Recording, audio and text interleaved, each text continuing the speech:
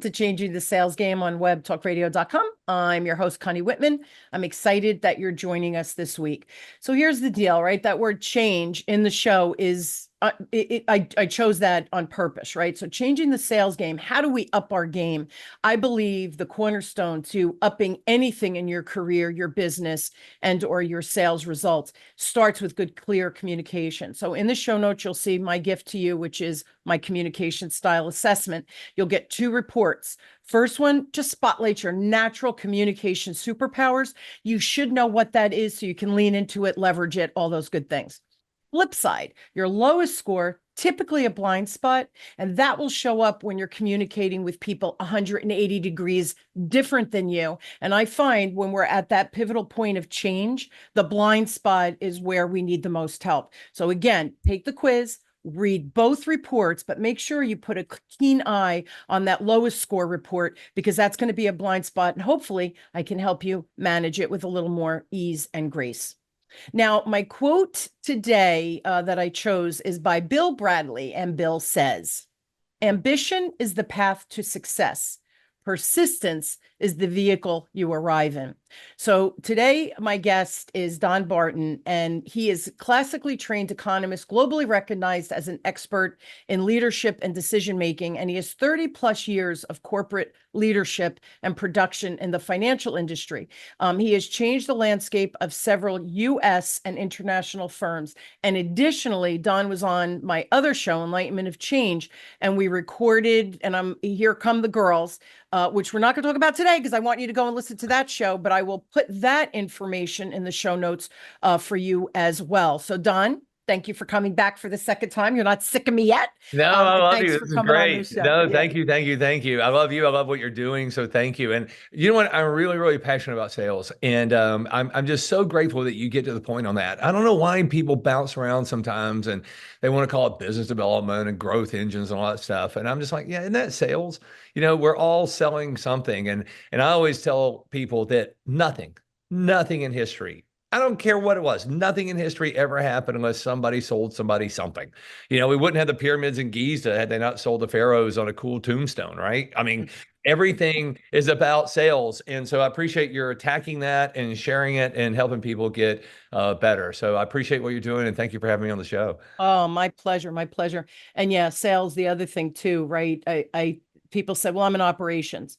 If you have an idea and you have to get your boss to buy into it, guess what? You're Yeah. selling your idea, right? So Oh, yeah.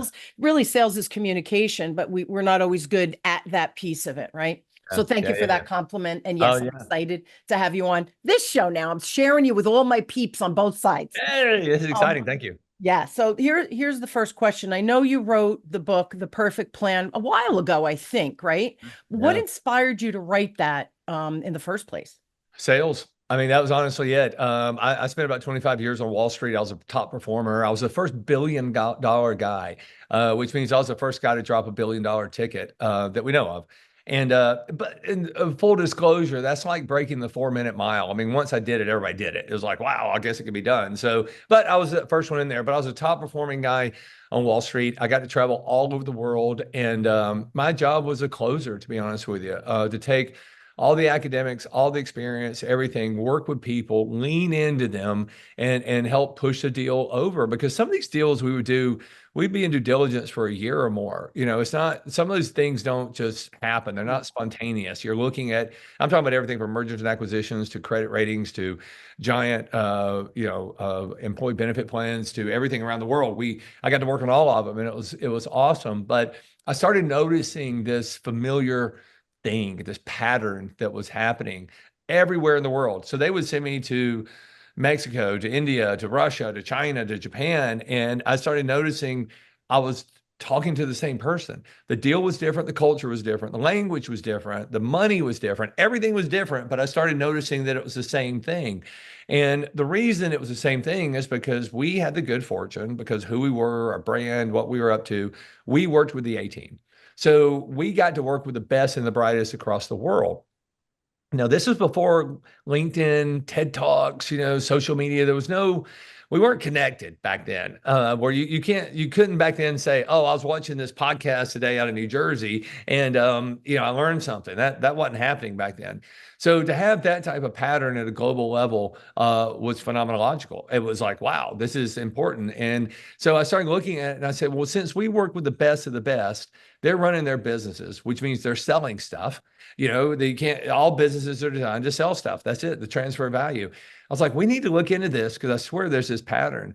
So I went to my CEO, a guy named Bobby Moshe, he's gone now, but he was probably the most gregarious CEO on Wall Street. And I said, hey, I got this idea and I really want to study it. I want it to be a doctoral study. I want to look into it. I want to go deep on this. And he said, if you can figure out some secret sauce, kid, to why these elite salespeople around the world are doing it and what they're doing differently, I'm in.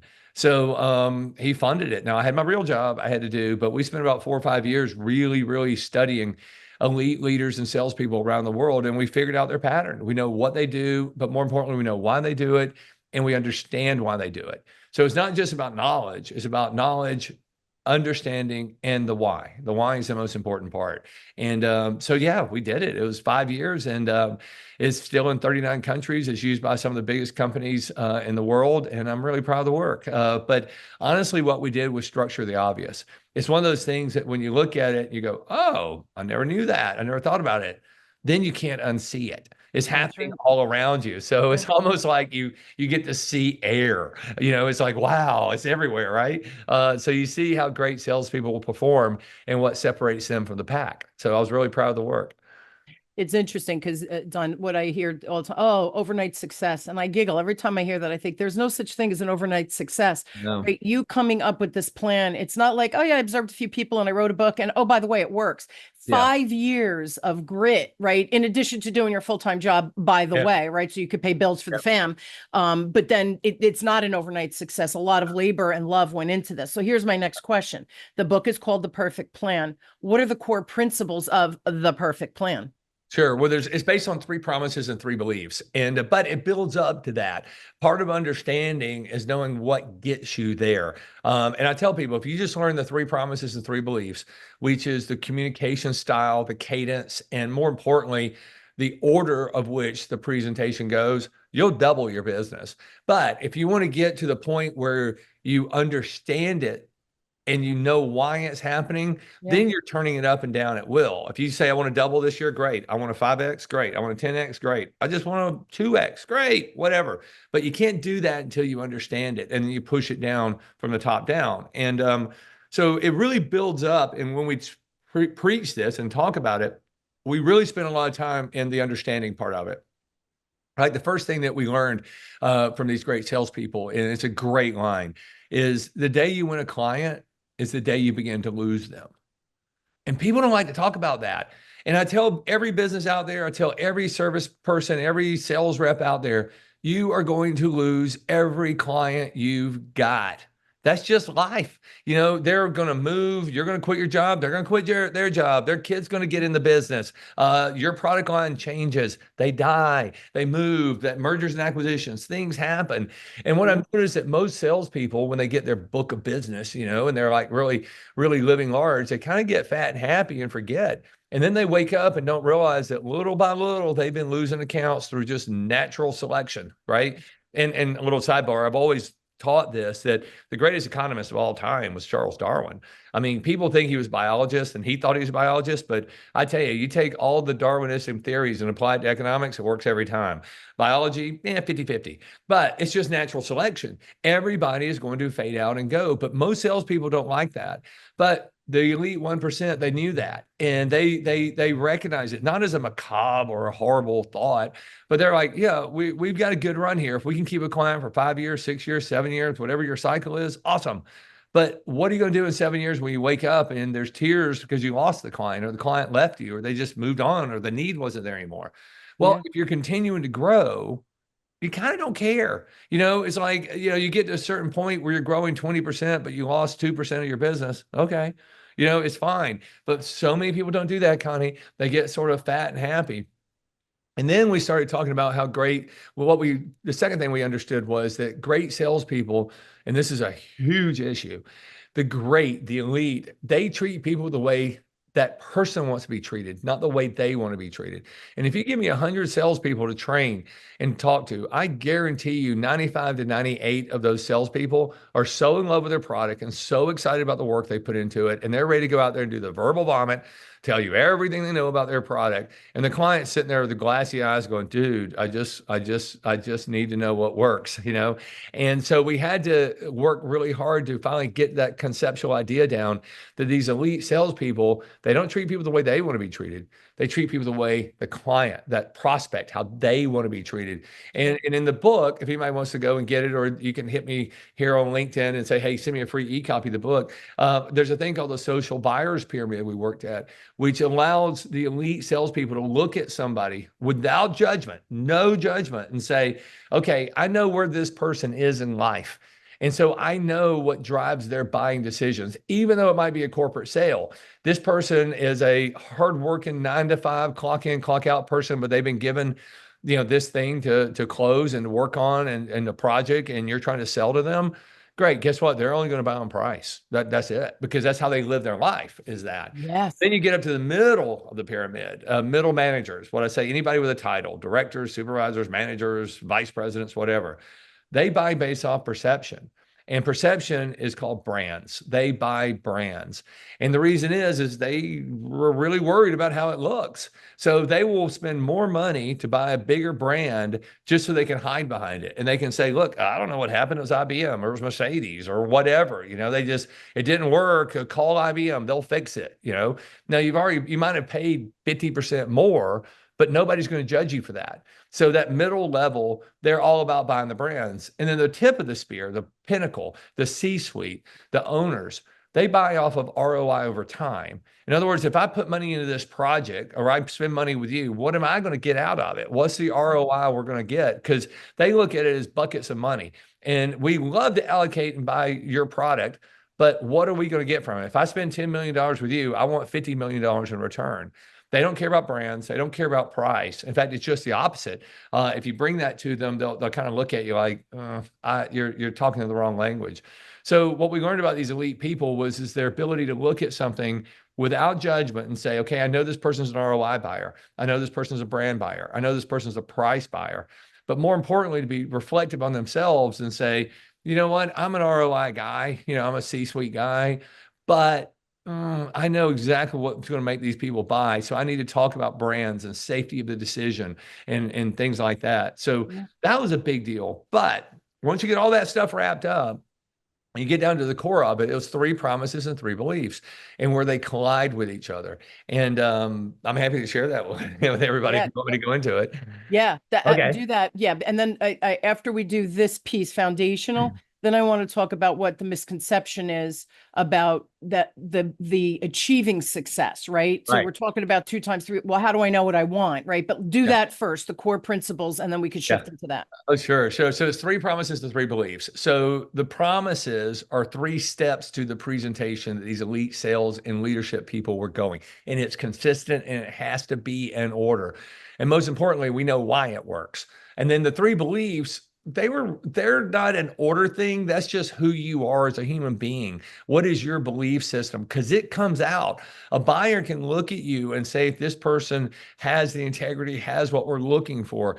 And there's probably 7 or 8 of them, but there's 3 of them that existed in 100% of these elite sales professionals. And we found out when those things collide, it's an unstoppable force where you can just turn the valve up and down.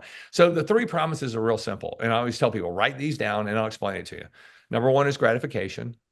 Number 2 is education. And then number 3 is ease of business. Gratification, education, and ease of business. That is the order of all things. And again, I'll warn you, you can't unsee it. Once you get out there, you can't not see great salespeople and leaders doing this. So gratification, education, and ease of business, what I tell people to memorize, and then I'll explain to you what it means.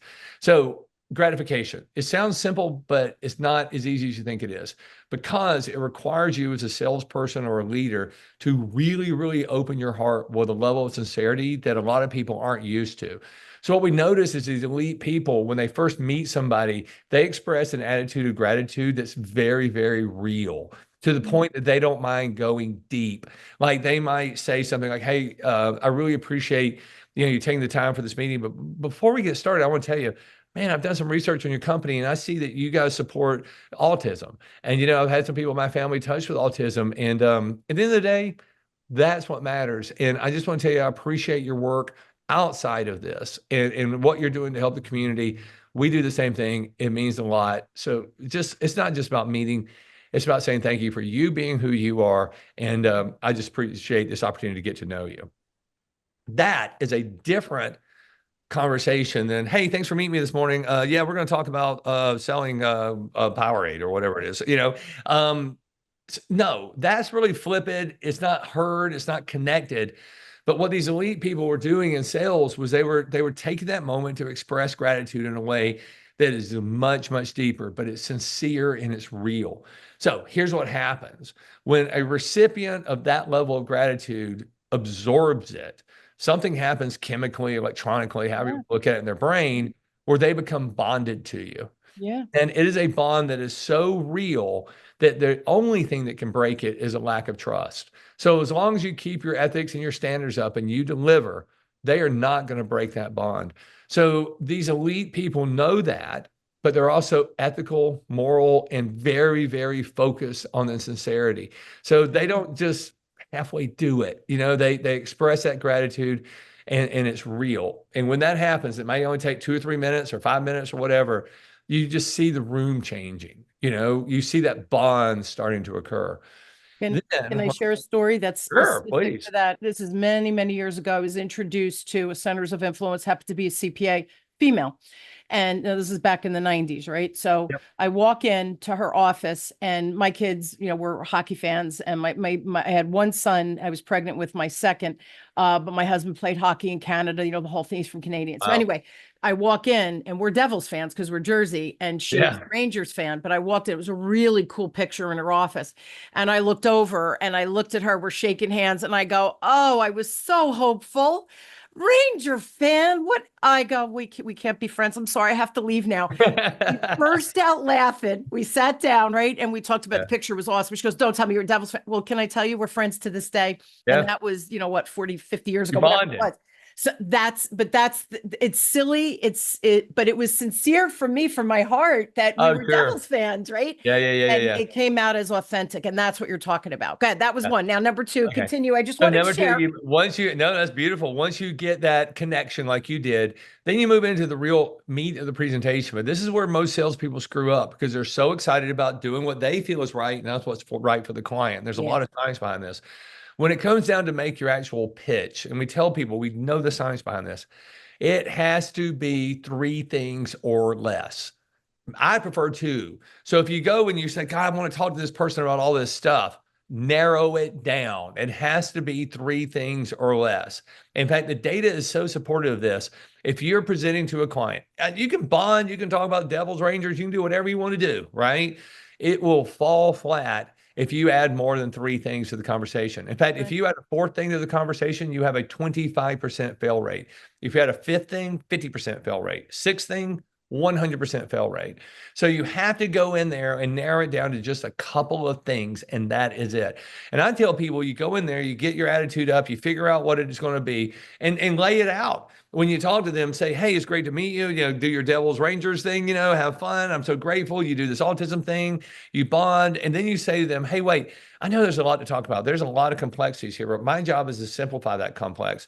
These are two items that I thought might be important, but if you want to talk about something else, let me know. Occasionally they'll say, yeah, but I also want to add this one thing. Great, fine, do it. Rare, very, very rare. Most of the time they look at you and go, oh, that's great. Thank you. They don't want to sit down and listen to a boring pitch. They don't want to No. get lost in it. They just want that to happen. But here's the science, Connie. This is where it gets really wild. I'm assuming that since we're speaking English, most of your listeners are listening in English, right? So English is the most complicated language in the world. In fact, I would argue that English is not even a language. It's all the other languages combined, right? Because there's no logic. It doesn't make sense. If you grow up speaking English, it's second nature, obviously. If you're a young child and you learn English as second language, no big deal. You bring adults here who've never spoken English and ask them to speak English and learn English is terrifying. They Right. can't do it. Our conjunctions, our function, all that other stuff from Schoolhouse Rock, remember conjunction, junction, what's your function, all that stuff. We forget it all. We just ramble on, right? Because English is so complicated, your brain can only handle two or three things, even though you're fluent in it. And Yeah. God help you if you're using numbers. And most salespeople do use numbers. And Hawkins actually said every time you use a number, you lose half your audience. Mm. So when you're speaking in English, just recognize it's not you, it's not the product, it's not them. You're doing your prospect a favor by saying, I just want to talk about two or three things, and that's it. And why this is important is that we know that 85% of the buyer's decision-making process is based on how much they emotionally connect with you. Only 15% is based on the facts. So we studied this and said, why is it? Why do they only care about 15% of the facts? Are they dumb? Are they crazy? Do they not care? What is it? And then there was a beautiful response. What we figured out was it's not that they don't want to know more, they don't need to know more. 15% is all that it takes for them to know that you know. They want to outsource success to you. So you narrow it down to those two or three things. And then all of a sudden you've got yourself set up and they're emotionally bonded to you, but they're also respecting you because you didn't overwhelm them. And then they can say, wow, this person, she really knows what she's talking about. I want to outsource success to her. But the other 85% of that decision is based on that emotional connection. And they go, but I really like her. And here's why that's so critical in sales. And most people, they struggle with this. And when I tell salespeople this, usually in front of their sales managers, I start getting the funny looks, so I'm careful about it. Good Lord, there's a lot of good decisions out there. Most consumers know that if they choose one or the other, Coke or Pepsi, Monster or Red Bull, Mercedes or BMW, you're fine. They're both good decisions. Most Right. people don't put themselves in a position to make a bad decision. But a sales rep is usually domesticated in thinking that their product is the best. Love it. Go for it. I love the pride and the integrity and wanting to go out there with intention and do it. That's great. But the client knows better. So what the client's looking for is this enough for me to know that you know, so I can outsource success to you or your firm? But I really want to like you. I really, really do. And what happens is when you add that fourth, fifth, sixth thing, you see that diminishing return. What's happening is you're allowing the factual side of it to overcome the emotional side of it. And then that emotional connection is, oh, I really like that guy, but God, he talks so much. Oh, he does. He came in here and just, I'm sitting there counting ceiling tiles. I was so bored. So they have this emotional connection to you that they can't let go of. And that's Mhm. another interesting statistic. This is important for all sales people to remember that 10 minutes after you leave a presentation, 10 minutes, if we go back and ask that person to explain to us what you talked about, they can only recall 6% of the presentation, and that is it. Yeah. But they can recall 100% about how they feel about you forever. Women is 100% forever plus eternity because you girls don't forget anything, right? I mean, you just hold it in your head. And that's true, right? Guys are just wandering around looking for the next dodo bird. Women get it. They remember everything. So think about that. If you go in there and overwhelm them and give them too much, you've taken their desire to outsource success to you quickly and like you to this person is boring me to tears. And all I can remember about this person forever or forever plus eternity is seemed like a nice person, but God, they were boring. Who wants to work with that? No, you don't have to be exciting. You just have to be respectful. And so that translates into a lack of respect. So you open up with an attitude of gratitude, so you bond, but then you keep it to two or three things or less. And that level of respect that you're showing them, that doesn't mean they don't want to ask a lot of questions. They might, but that two or three things is so respectful to them that they have such an emotional run toward you. They know that not only are you a good decision, you're a wise decision. Yeah. And by doing that, they engage with you quickly. And then the third thing that they do is that they make it easy. Nobody wakes up and says, I want to go buy something from somebody and make my life more difficult. They just don't. They're looking That's for right. it to be easy, especially in today's world. There's no reason, even surgeries. I did a lot of work with Harvard Medical, and some of the best surgeons there will tell you that they can sit down with a patient and do heart surgery and draw a little heart, like a Valentine's Day heart, and sketch it out like that and say, I'm going to move this over here. But don't worry, you're going to be fine. And people are like, oh, thank God. And then you got other doctors that come in with all this stuff and they show you everything and they're like, I don't need to know. I just want to close my eyes and wake up, but I really want to like you. And if you think about it, the Harvard doctors are the best in the world. You can have the worst doctor there. You're fine. It's no big deal. But if they're boring you to tears and they're scaring you and they're not making it feel easy for you, you start pushing off and rejecting, and you create a buyer's anxiety. So when you think about this, gratification, education, and ease of business, it's a beautiful combination of emotions and facts. Yeah. Gratification allows you to bond with them. That's an emotional connection. Again, that's 85% of the process. And Yeah. then just educating them on two or three things, and that's it. That's factual. That's only 15%, but that's where everybody wants to make it more. No, no, no. Narrow it down. And then that third thing, the relief of knowing that if I engage you, it's going to be easy and I can move around because I'm outsourcing success to you and I feel good about it because I bonded with you. You own it. You got it. Because that relief of an ease of business, that too is emotional. So that's another 85. So if the decision making is 15% facts and 85% emotions, gratification is emotion, education is facts.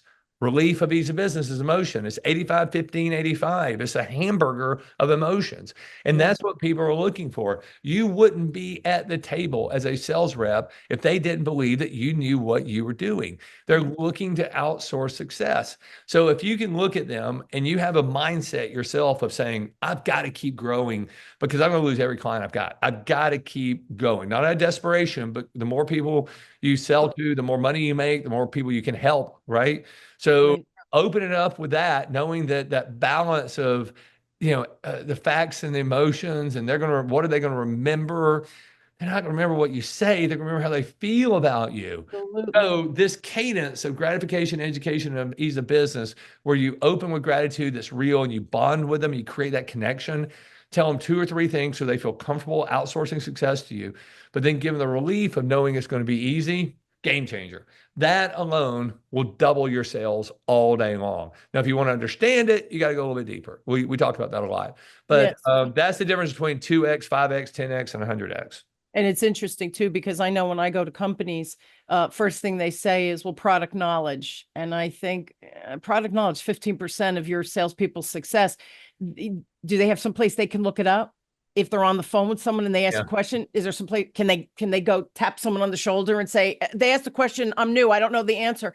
We've all been new. I said, Oh, and we've yeah. still thrived. It's your interpersonal skills and it's your Yeah. self-management skills that are going to win the game, not Oh, your yeah. product knowledge. But they double Absolutely. down and spend all of this money on the product knowledge. Then the salesperson goes in with all this tech information and jargon, and Yeah. then whoosh, we glass over like the deer Right. in headlights. Yeah, Well, it's they exactly what put you're so saying. much work, but those salespeople put so much work into it, they confuse themselves and think, I've learned all this product stuff. I need to do the show up and throw up, just verbalize it and get it out there. And that's not what the client wants. You're being disrespectful to them.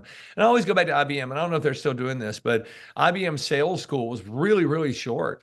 They teach you one line at IBM, and it's no one has ever been fired for buying IBM. In other words, they know that middle part of the pyramid is about perception and brands. They're one of the biggest brands of the world.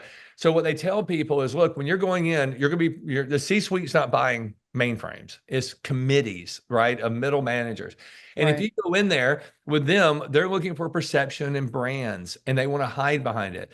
So all you got to do is say, nobody's ever been fired for buying IBM. And they're like, ooh, you're right, we're in. And they will spend more money to buy from you. Now, product school at IBM, that could be months because you do have to know the product. You just don't have to talk about it. I mean, if you get into it a little bit more technical and they ask questions, of course, you better be there for them. But at the end of the day, they're buying out of perception. They're buying that brand if that's what you're selling, or the C-suite's buying the ROI over time. So you need to be able to communicate that with that connection and that emotions. And when you do, everything falls in your favor. That literally, if you stick to that in that order, you'll double your business. Now, if you take it out of order, you're going to fail miserably. Like if somebody comes in and they wanted to start with ease of business, hey, and they rush through gratitude. Hey, thanks for having me. I appreciate it. Hey, I just want you to know it is so easy to work with us. We're going to make this happen. Don't worry about credit. Don't worry about anything. You sound like a Saturday morning car ad. Ugh. Down, Yeah. sign and drive. Everybody leaves with a car today. Every warning alarm in your body should be going off when you hear that, but Yeah. people do it. I'm like, ugh. Or they'll get in there and go, oh, I got so excited, but I don't know what happened. They didn't buy. And I'm like, tell me what you said. Now tell me the truth about what you said. And sure enough, they added 4 or 5 or 6 things to the education slot. So gratification, the sincere, education is 2 or 3 things or less, and then the relief of knowing that working with you is going to be easy. If you follow that pattern, you will double your sales. I guarantee it. Now you got to have a good product, but Yeah, well, yeah, yeah, that I mean yeah, that goes that's without kind of an saying, right? You assumption. You can't got to be, be yeah, real. You got to be ethical. You got to be moral. all of You got that. to be the real thing. But you'll double your sales that way. Would Um, it, I have one more question because we're almost out of time, but I'm really curious, and that is so logical. It makes so much sense, right? And it resonates with what I teach. So I'm totally on board with you. What yeah, are some of the challenges? Because you've been in the weeds, literally doing all yeah, this research and working and identifying from this very in the weeds, right? You really yeah, went into the micro what do you call it? Magnifying glass. That's what I said, yeah. magnifying glass. So what challenges do people face that you've seen when they start implementing the perfect plan, that That- approach that you just Oh, shared? it's beautiful. That it actually goes well into the next section, the 3 beliefs, because what happens is, again, consumers have choices. They will actually buy more if they have choices. They did this study a few years ago on a college campus where they had a singular Coke machine, and that Coke machine held 100 cans of Coke, and they were selling 50 cans a day. And then somebody comes up and says, we should put a Pepsi machine right by it and see what happens. Now, general logic would tell you, okay, the Pepsi machine has 100, Coke machine has 100. We've been selling 50 a day. Best case scenario, they'll sell 25 Cokes and 25 Pepsis, right? No, they doubled. In fact, they sold out every day of Coke and they sold out every day of Pepsi. And the reason is when it was just the Coke machine, people would walk by and go, I'm thirsty, but yeah, I don't know if I want a Coke. Now they walk by and they say, I'm thirsty, but oh man, I don't know. Do I want Coke or a Pepsi? And the people had choice to do it. So that's another Darwinistic thing, that competition is good. And when people know they have choice, they're actually going to buy more. They're going to sit there and decide which one. It's a dual alternative close, right? Do I want Yeah, this one or that one? That's what they're going yeah, to do. No, this is important. So what salespeople need to realize is that the consumer has choice. You're not always the best product. You're probably not ever the best product out there, but that doesn't mean you don't have the best opportunity to get the sale across. So when it's a dead heat tie, what the consumer does, subliminally mostly, is they look at you as a sales rep and they say, okay, this is great. For some reason, I'm bonding with you. I don't know. I just love that gratitude thing. And I appreciate that you're respectful for 2 or 3 things. And it sounds like it's going to be easy to work with you. And they follow through it. They go, but who are you? And what they're saying is, who are you? What is your belief system? And the 3 beliefs that we found that exist in all of these great sales leaders is, number one, they're here to create and not compete. Number two, they exceed expectations at all times. And number three is they give forward without any expectation of anything in return. And if you think about that, create, not compete, that's a big, big deal. They're very, very creative people. Now, that doesn't mean color palettes and bougie. It doesn't mean that. It just means you can think differently to see how you can connect and be relevant to them to help them grow their business, even if it's not your product. And what we know from human psychology and behavioral science is that people are pulled in toward creativity. It's a magnet. They're actually pushed off by competition. And competition in Greek, compendai, compendo, depending if it's masculine or feminine, literally means the same or static. So if somebody says, and this is the kiss of death for sales reps, if they say we have competitive rates, what you're saying is, I have the same rates as everybody else. Literally, that's what the word means. I mean, we just finished the World Series. I don't know when this is going to air, but the Dodgers just beat the Yankees in the 2024 World Series. Okay. At no point did anybody think that any team would lose, right? They're at that level, they're both good. There's yeah, nothing that's going to change. They're competitive. They're the same. Now, the Dodgers pulled it off, okay, which is great. But it doesn't matter. On any day, any team can beat anybody else. That's what the same means. But yes, in sales, that's a bad bet. So, how do you push over? You become a creative person. And by creative, it's not just how can my product be more creative to help these people. It's how can I be more relevant and connect a few dots? How can I be human centric? Hey, they make plastic bottles. I guess they need bottle caps. Oh my goodness. I've got this client over here who makes most of the world's bottle caps. Do you know each other? Let me connect you. So that outside thing about being creative is a belief system that shines. The second one, real quick, exceed expectations at all times. I tell every sales rep, if they want that bid due on Tuesday, you give it to them on Monday or Friday before. You do whatever. I had a guy Right. recently that's looking to us about a new video CRM system for our work, and great referral, wonderful guy, talked perfectly. The articulation of the presentation was great. And I said to him, I said, we're looking to move really fast. This was a Friday afternoon. He goes, okay, I'll get back to you probably a week from Monday. And I Oh, was like, okay. Well, I just said we're kind of in a rush. And he said, I know, but I really want to do this right. Can I get back to you a week from Monday? And I said, yeah, sure. Never heard from the guy. oh, Heard back from him. And I tell you, he was hot. He was ready to sell. He wanted to do it. And I'm not oh, going to chase that guy down. I'm not going to do anything with it. So it was like, okay, you're not exceeding my expectations. I can't work with you. done. Yeah. And then the final thing about giving forward without any expectation of anything in return, I used to tell people it's not bragging. It's just not. You're actually inspiring people. And I tell people this all the time. If you've got a passion, say Susan Komen, say it's autism, which is what I work with a lot, or the military, it doesn't matter. Don't be afraid to share that because you know what? Like we give a lot of scholarships here. I don't mind telling it's on our website. We've given, I think, 150 scholarships. We've sent over 1,000 teenagers to make sure they have access to mental health care. I'm Nice. proud of that. And I've Yeah. had so many people come up to me and say, you know what? We saw that you guys do this. We've been thinking about we don't know how to do it. Can we have a conversation? And they're inspired to do it. It's not bragging, it's inspiring somebody else to get up and do it.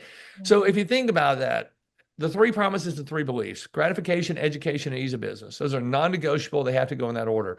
But there's some good competitive people out there. You know, you're not always the best choice. So the client's in a position of saying, I really can't make a bad decision. I really like Connie and do that. And then they say, but you know what I really like about Connie? She's so creative. She always exceeds expectations. And I love. She's involved with autism or Susan Komen or something like that. That Yeah. thing of getting to know you and your belief system, if it's authentic and real, will push it over the top. And then what I tell people always is people get caught into this whole thing about the perfect plan, the name of the book. And I'm like, nah, let me tell you what the word perfect means. Now, this is an interesting play on words. Again, going back to the English language, words mean what they mean today, period. You know, so if we use a word to mean something like LMOF or whatever, Oh, laughing my I goof get off. all the Yeah. acronyms Yeah. confused, Yeah. Yeah. all right? But it means something now. It A does. hundred years ago, it might not have meant anything, right? Right. Right. Like the word passion. The word passion, people go, oh, I'm real passionate about that. I'm like, really? Are you? Do you know what the word passion means? And they're like, well, yeah, I'm really fired up. I'm excited. It's lovey-dovey. I'm like, oh, hell no, it's not. The word passion in Latin means that you want something so bad, you're willing to accept great pain to accomplish it. So are you really passionate? And they're like, well, maybe not. Maybe I just like it, right? So things like the word perfect is very, very similar to that. When we use perfect in English today, we mean that it's finite, it's complete, it can't get any better, right? That's not what the word means. The word perfect literally means always becoming. So Mhm. if you're perfect, you are constantly Getting becoming, better. you're constantly getting better. And that's frankly kind of how I've lived my life. I was on an interview one time, and I think I sort of rattled the lady at the end. She said, oh, we're going to do a rapid fire. And I said, great, go for it. And she said, what is your fear? And I said, my fear is my children won't be happy. That's it. I just want my kids to be happy. I don't care if they're ditch diggers. I don't care what they're doing. I just want them to be happy. And they said, any other fears? And I said, yeah. I said, I don't want to come to the end of my days looking back and realizing I was the same person the whole time. Yes. I want to keep getting better. I want to be in that state of always becoming. I want to know that I've gotten better. And it's not just me. I think that's something that all great salespeople and leaders are doing. They're evolving, they're adapting. Back to Darwin, right? We evolve, we adapt, we mutate, we change. And I look at society now and I see a lot of people who kind of give up. You know, they're just walking around and they're little drones, and God bless them. I hope they're happy. I really do. Everybody doesn't do everything, right? It's whatever makes you happy. God bless you. That is great. But do you see those standouts in sales and in leadership? They're Yes. always becoming, Yeah. always getting to this place. Yeah. And I'll tell you this, and I'll wrap it up. At the end of this study, we did this survey where we went back and we asked just normal average people, rate yourself on a scale of 1 to 10. And the average person, this is hilarious because if you listen to average on a scale of 1 to 10, it should have been 5, right? That should be the mean. That should be the regression. That should be it. The score from just regular people that were surveyed across North America, when we said, how are you doing in your career and everything else, the score was an 8.5. So the average person puts themselves in the top 15% of performance. That's okay. God bless them. Let them do it. When we talked to that elite 1%, the people that we studied all over the world, and we said, how do you rate yourself? It was a 3.5. Here's what's interesting. They weren't humble. It wasn't some Opie Taylor, gosh shucks, I'm just a 3. I'm just, no, no, no. Those people were smart enough in their conceptual brain of always becoming, Yeah. say, okay, what do I rate myself against? And I said, oh, well, it appears these other people rate themselves against each other. And they're all saying they got to be better than each other. So that's why they gave themselves an 8.5. What do you rate yourself against? Unanimously, the elite So, sales and leadership people gave me the same answer, which explains their 3.5. They rate themselves against their full God-given potential, yep. always becoming. So if you think about this on a scale of 1 to 10 as your full God-given potential, and you're constantly focusing on becoming, always getting better, oh, I take a 3.5 all day long, right? I'd love to get to a 4. I'd love to get to a 4.5. So these elite people, when they wake up every day, they run to work to take care of other people. It's not Yeah. about selling products. It's about, does my product fit into their model? And can I help improve them? Can I help them grow their business, even if it's not with me? And I'm going to do this with an attitude of gratitude. I'm going to clearly communicate 2 or 3 things. I'm going to make it easy for them. And as they get to know me, they're going to find out that I'm creative. I'm not competitive, that I exceed their expectations. And I'm going to give forward without any expectation of anything in return. And Yeah. in doing so, I'm always becoming, and so are they. Yeah. Who's not going Love to it. buy from you? Right? I love it. I That love it. is it right there. And So, so it Don, as you were saying that, for those that are listening on Apple, Spotify, or whatever other platform, and you're not watching the YouTube, when he asked that question, I put up my fingers with the number 4. And isn't that funny? Because I answered the question you asked based on not my competitors, but on me. And the other thing I just want to share, people say, oh, what are your competitors doing? Oh, I don't even know. I I don't don't care. care. I I don't don't care. care I because wish I them know. all the best, Right. God bless them, but I'm Yeah. not going to duplicate them. I'm doing me, man. So I Yeah. don't know what I don't know what my competitors are doing. You'd Oh have to yeah. tell me. Oh So yeah, yeah, yeah. I love this. We are And you know really what's out of time. interesting? These elite people, they will be the first one to call up their competitors and congratulate them too, because Yeah, of they also course. realize that the pie of opportunity is bigger than what you can get to. Oh my So gosh. when somebody has their day, give it to them, Yeah, congratulate them, agree. and move on. You Agree. can't get to the opportunity that's in front of you. Yeah, So there's a ton of money yeah, that's out there that there's enough for everybody's got a piece of the pie. You just have to be in the game, right? To yeah. play And the the pie game to gets be able bigger to. every day. Yeah, Every pie I gets bigger. love it. I love And it. I love what you're doing. So thank you, Connie. I just want to say My, that you're doing I great work. I really appreciate you. Thank you. Back at you, my friend. So, guys, here's the deal. If you have a question specific for Don, you want them on LinkedIn, right? So I'm going to put the Yeah, they can send LinkedIn me a in. note on LinkedIn. And then, if they do, because they're your listeners, if they say, hey, I heard you on Connie's show, can I have a free e-copy of the book? I'll be You happy to send it to them. Thank you. And also check out donbarden.com. Again, Mhm. learn more about Don on the website. The website LinkedIn link will be in the show notes so you can find him easy peasy. Definitely connect with him. Definitely read the book. If you are in sales, man, this book was written for you. Yeah. You want to be the elite. I always want to be the elite. So read the book. Don, as always, great. Oh, and one more thing. Our other show was Enlightenment of Change. Don went on and we talked about Here Come the Girls. And that's Right. all we're going to say. Dudes, you better listen. Females, you got to listen. So Yeah. check that episode. I will also put that in the show notes so you can find us easily on the other show. Don, my friend, thank you so much for being on. Thank you. You are rocking it, brother. I love you. Love your energy. Great job. Thanks so I love much. you too. Thank you, Connie. Yeah, a real joy. And I hope you guys will join me weekly as we question, build, and discover no matter where you are on changing your sales game. My guests and I, we have your back and will hopefully inspire you to take some actions. Easy peasy action today. Connect with Don. I heard you on Connie's show, and the book is yours. There's Yep. your roadmap to success. We're coming to the end of 2024. Let's make 2025 grand for you. So again, an easy ask, easy action step. Information's a beautiful thing. You heard it, you can't unknow it. That doesn't mean you're going to implement. So read the book, have your roadmap, have it by your bedside table if needed, but you need to tune in, read the book, and make sure that you start to execute some of the exercises in the plan that Don has graciously gifted to all of you. Don, thank you again for just being so generous with my people. I really appreciate that. And I thank you for tuning in to Changing the Sales Game with me, your host, Connie Whitman, on webtalkradio.com. I truly am inspired that you tune in every week. You listen to the show, you listen to my guests and I. Please, please take action. That's the most important thing you can do today. I love you all. Have a great week, and I'll see you next time. Thanks again, Don.